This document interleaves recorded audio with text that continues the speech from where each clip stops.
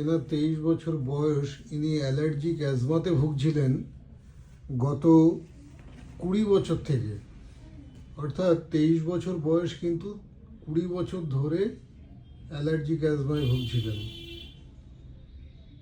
কি কি সমস্যা ছিল বলুন তো আপনার? কি কি সমস্যা হতো? কাশতে কাশতে দম লাগতো খুব, আবার সর্দির ধারটা খুব বেশি আমার। হাঁচি হতো, নাক দিয়ে জল হতো, শ্বাসকষ্ট হতো? আগে হতো, এখন হাঁচিটা কম আছে, কিন্তু নাক দিয়ে জল পড়ছে। কবার ওষুধ খেয়েছেন আমাদের এখানে? একবার। কতদিনের জন্য? প্রায় 3 সপ্তাহ, 1 মাসের জন্য, তাই তো? হ্যাঁ, তাতে অনেকটা ভালো তো? অনেকটাই ভালো, কিন্তু খুসখুসে কাশিটাও হয়েই যাচ্ছে। আচ্ছা, এখন আর আগের মতো কষ্ট হচ্ছে, শ্বাসকষ্ট? না, এই 1 মাসের মধ্যে একবারই হয়েছে, কিন্তু খুব অল্প।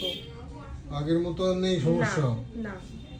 এখন আমাদের এখানে হোমিওপ্যাথি চিকিৎসায় আপনি বেশ খুশি তো? হ্যাঁ। হ্যাঁ, হ্যাঁ। ঠিক আছে।